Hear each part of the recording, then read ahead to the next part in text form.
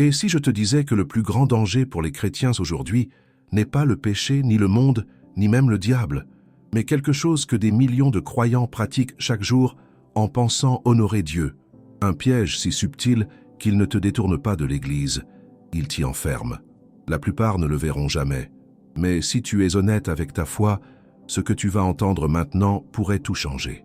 Et si tout ce que vous faites pour Dieu n'était qu'une illusion, si votre religion vous éloignait en réalité de lui, aujourd'hui, je vais vous révéler le piège dans lequel la majorité des chrétiens sont tombés sans même s'en rendre compte. Mes bien-aimés, je vous pose une question qui devrait résonner dans les profondeurs de votre âme. Dans ce monde moderne où tout brille et où tout semble si accessible, avez-vous déjà considéré que vous pourriez être en train de vivre la plus grande tromperie spirituelle de notre époque? Cette question n'est pas là pour vous effrayer, mais pour réveiller en vous cette soif de vérité que Dieu a placée dans votre cœur. Regardez autour de vous. Nos églises sont remplies, nos événements sont populaires, nos cantiques résonnent dans des salles immenses. Mais permettez-moi de vous demander avec tendresse et sincérité, est-ce que cette effervescence extérieure reflète vraiment la profondeur de notre intimité avec le Créateur?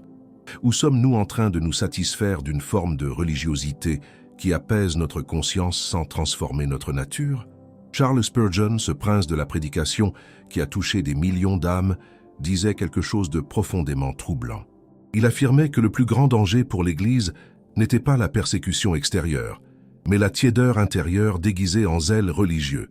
Ces paroles résonnent avec une force particulière aujourd'hui, à notre époque où nous avons accès à tant de ressources spirituelles, tant de prédications, tant de conférences, et pourtant où nos vies semblent si peu transformées. Vous voyez, mes amis, le piège dont je vous parle aujourd'hui est subtil, presque invisible. C'est celui de substituer la connaissance à la communion, l'activité religieuse à la transformation personnelle et l'apparence de sainteté à la véritable sanctification. Nous vivons à une époque où il est possible d'être incroyablement occupé pour Dieu sans jamais vraiment être avec Dieu. Laissez-moi vous parler avec franchise, comme un ami parle à un ami, comme un frère s'adresse à sa sœur. Combien d'entre nous se réveillent le matin et avant même de saluer le Seigneur, saisissent leur téléphone pour consulter les réseaux sociaux?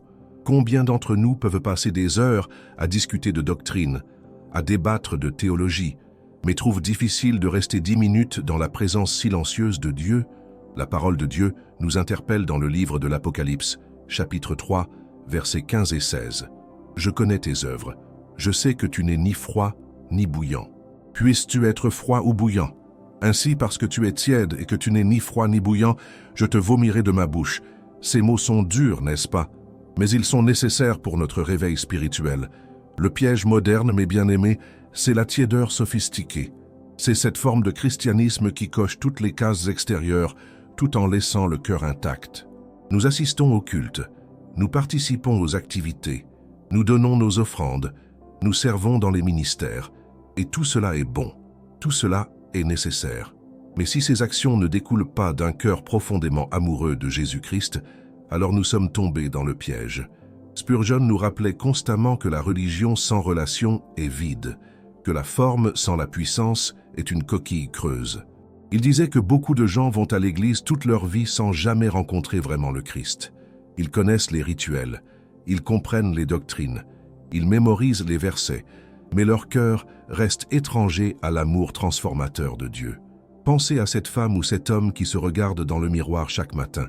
Vous voyez votre reflet, vous connaissez votre visage, vous reconnaissez vos traits. Mais connaissez-vous vraiment votre âme? Savez-vous quel est l'état réel de votre cœur devant Dieu? Ou vous contentez-vous de l'image que vous projetez aux autres, cette façade soigneusement construite de respectabilité chrétienne? Le Seigneur Jésus lui-même a confronté ce même piège à son époque.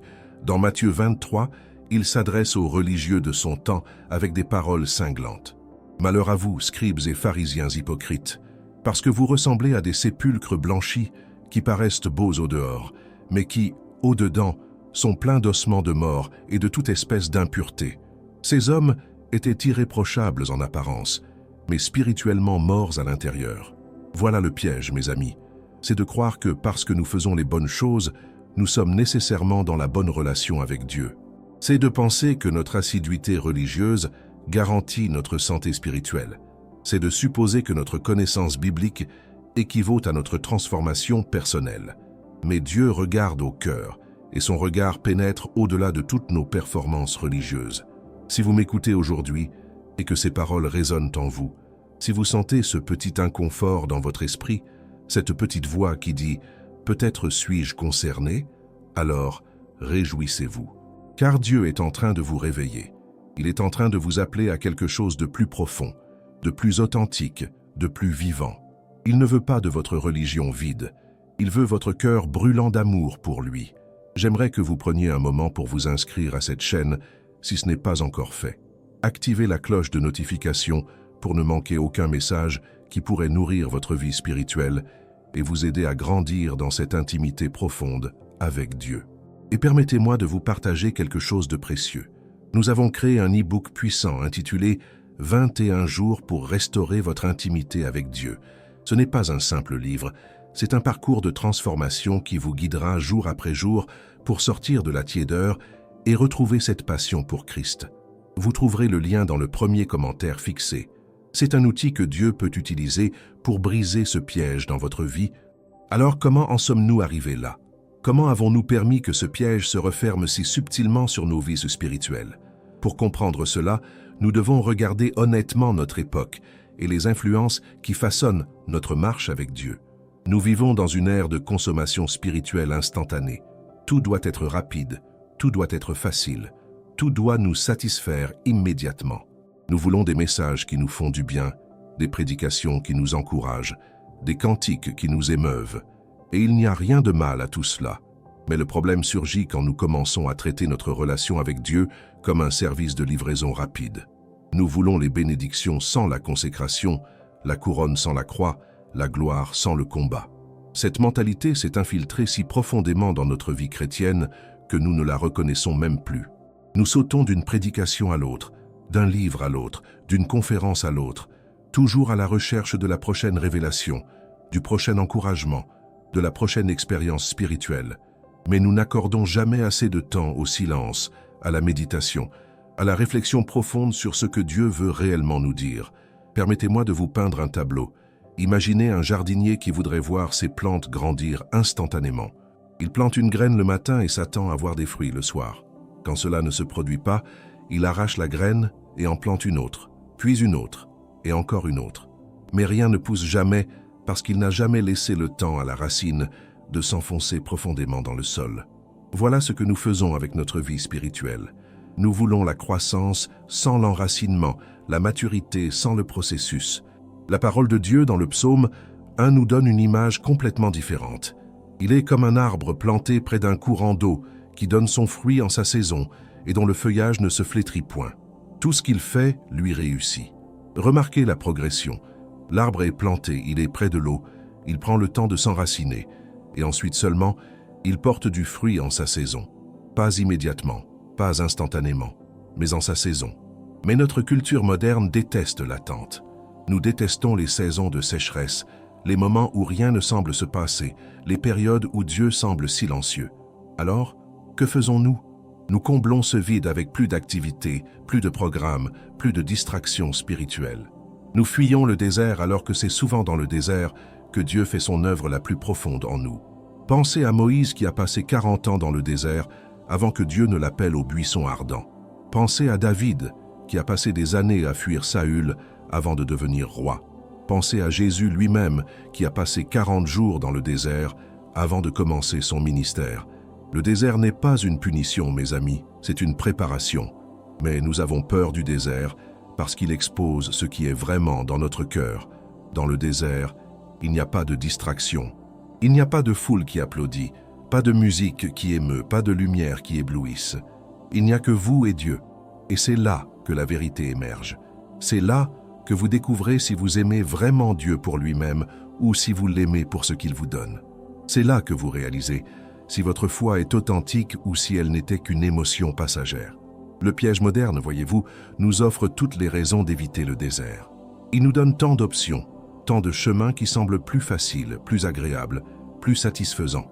Mais ces chemins ne nous mènent jamais à la profondeur spirituelle que notre âme désire vraiment.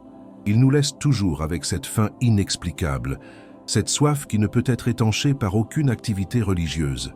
L'apôtre Paul nous met en garde dans sa deuxième lettre à Timothée, chapitre 4, versets 3 et 4. « Car il viendra un temps où les hommes ne supporteront pas la saine doctrine, mais ayant la démangeaison d'entendre des choses agréables, ils se donneront une foule de docteurs, selon leurs propres désirs, détourneront l'oreille de la vérité et se tourneront vers les fables. » Ces paroles sont prophétiques pour notre époque.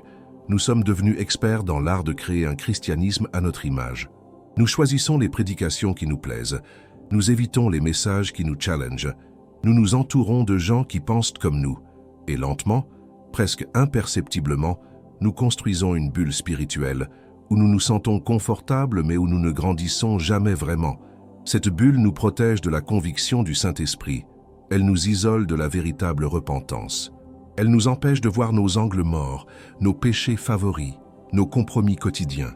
Nous devenons comme ces personnes qui vivent dans une maison avec des miroirs déformants.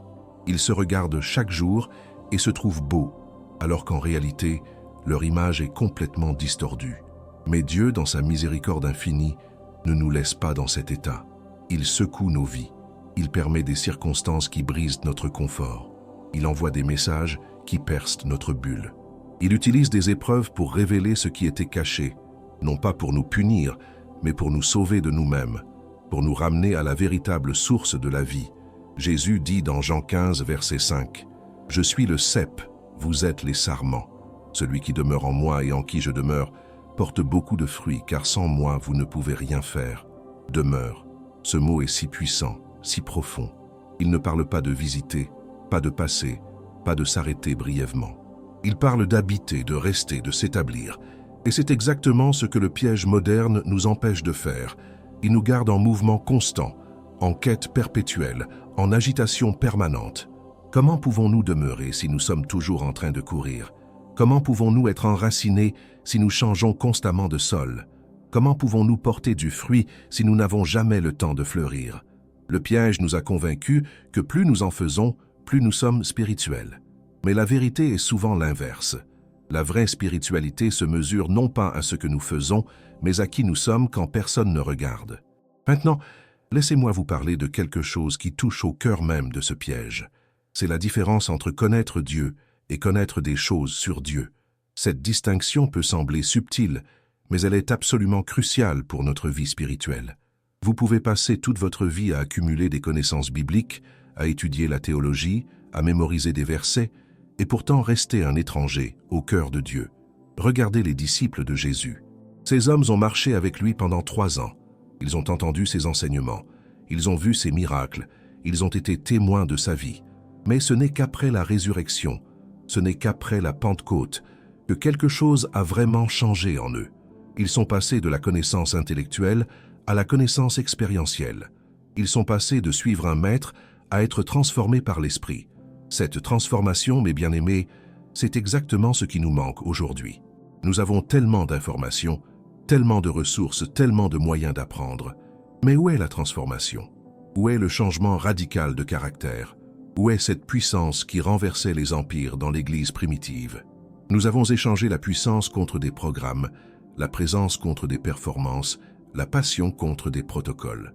Dans le livre des Actes, chapitre 17, verset 11, nous lisons que les habitants de Bérée examinaient chaque jour les Écritures pour voir si ce qu'on leur disait était exact. C'est une attitude admirable, n'est-ce pas? Ils vérifiaient tout, ils étudiaient, ils cherchaient la vérité. Mais remarquez quelque chose d'important. Leur étude n'était pas une fin en soi.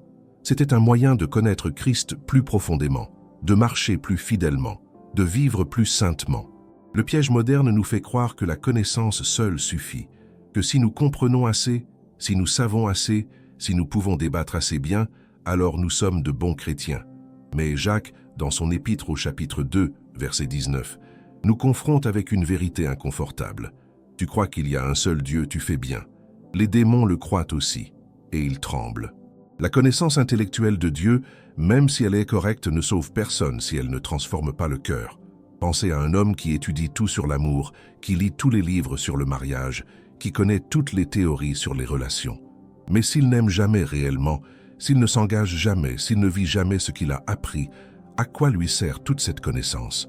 Elle reste stérile, morte, inutile. C'est la même chose avec notre foi. Nous pouvons connaître toute la Bible par cœur, mais si nous ne connaissons pas le Dieu de la Bible dans notre cœur, nous sommes passés à côté de l'essentiel. Alors, comment sortir de ce piège? Comment passer de la religion à la relation, de la forme à la substance, de l'apparence à la réalité? La réponse n'est pas dans un programme de plus, une méthode de plus, une technique de plus. La réponse est dans un retour radical à la simplicité de l'Évangile, un retour à la croix, un retour à la grâce, un retour à l'amour premier que nous avons peut-être perdu en chemin. Jésus pose une question déchirante dans Luc 18, verset 8, « Mais quand le Fils de l'homme viendra, trouvera-t-il la foi sur la terre ?» Cette question résonne à travers les siècles jusqu'à nous. Pas la religiosité, pas les rituels, pas les structures ecclésiastiques. La foi, cette foi vivante, vibrante, qui transforme les cœurs et change les vies. Cette foi qui déplace les montagnes et surmonte les impossibles. Cette foi qui brûle dans le cœur même quand les circonstances sont contraires. Le retour à cette foi commence par l'honnêteté, une honnêteté brutale, avec nous-mêmes devant Dieu. Nous devons arrêter de prétendre, arrêter de jouer le jeu, arrêter de porter des masques même dans nos prières. Dieu connaît déjà tout, il voit à travers nos façades, il lit dans nos pensées. Alors pourquoi continuons-nous à lui présenter cette version polie, édulcorée, acceptable de nous-mêmes? David, cet homme selon le cœur de Dieu, nous montre un chemin différent. Dans le psaume 51, après son péché terrible avec Bathsheba, il ne cache rien, il ne minimise rien, il ne justifie rien. Il vient devant Dieu brisé, nu, honnête. « Aie pitié de moi, ô Dieu, selon ta bonté. Selon ta grande miséricorde, efface mes transgressions. » Voilà la vraie prière. Voilà la vraie repentance. Voilà le vrai début de la restauration. Mais notre époque a peur de cette vulnérabilité. Nous préférons gérer notre image, contrôler notre réputation, maintenir nos apparences. Même dans nos communautés chrétiennes, nous avons peur de montrer nos luttes réelles, nos doutes profonds, nos échecs véritables.